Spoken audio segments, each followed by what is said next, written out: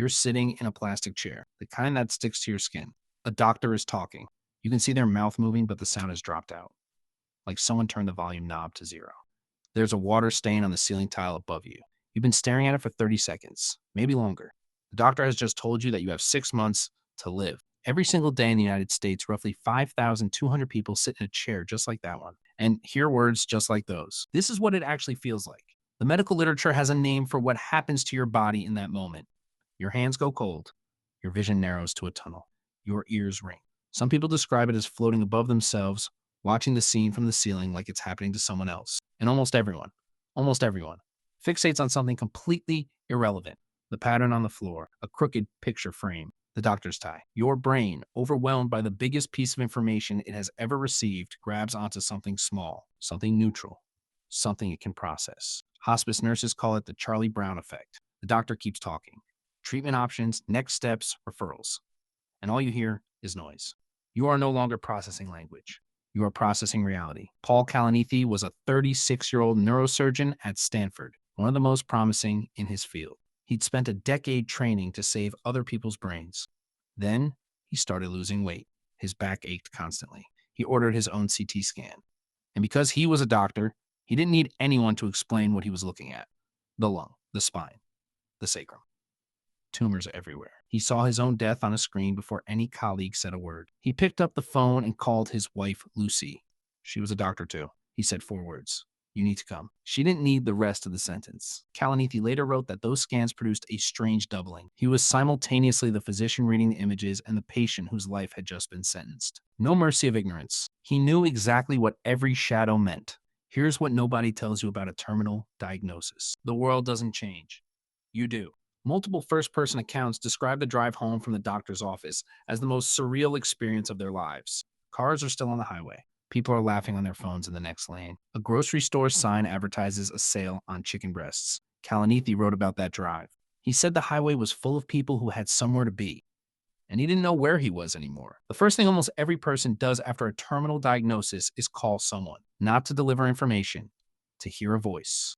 Hospice workers say patients walk out of the room, dial the most important person in their life, and can't speak for the first minute. They just breathe into the phone. That silence carries everything. Then come the lists. Things to do. People to tell. Trips to take. Psychologists say this is adaptive. The mind converts existential terror into tasks because tasks are manageable.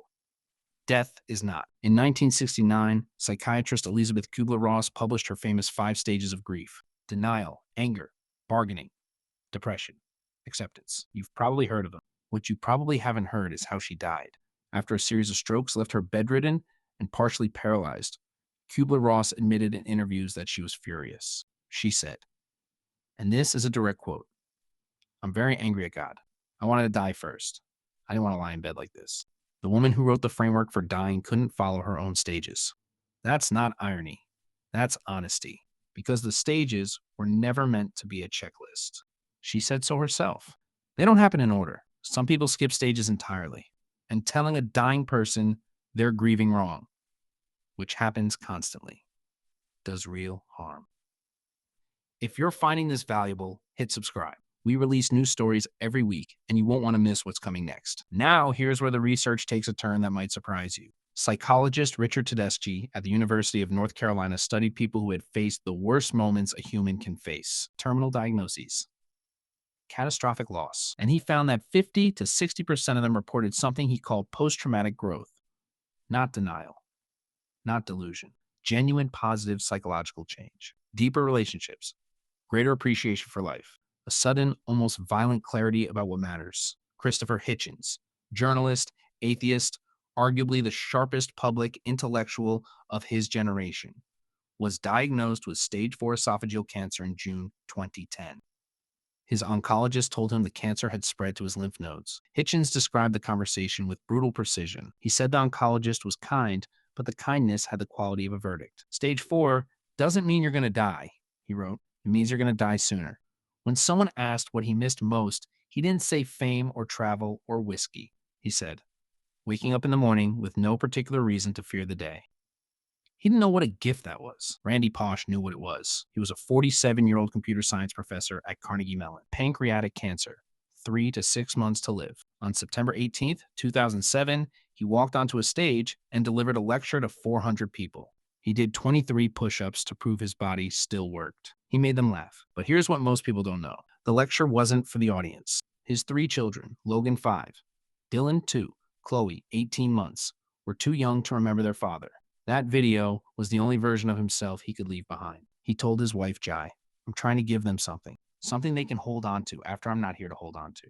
He died July 25th, 2008. Chloe was still too young to understand the video, but it exists, waiting for her. Bronnie Ware was an Australian palliative care nurse who spent years recording what dying people regret most. The number one regret across hundreds of patients. I wish I'd had the courage to live a life true to myself instead of the life others expected of me. Not one person said they wished they'd worked more. Not one said they wished they'd been richer. Ware's sharpest observation was this. The most common grief she witnessed wasn't grief for the dying. It was grief for the unlived life. Psychologist Irvin Yalom spent decades working with terminal patients. He reached a conclusion that sounds almost cruel until you sit with it. Death, he said, is the condition that makes it possible to live an authentic life.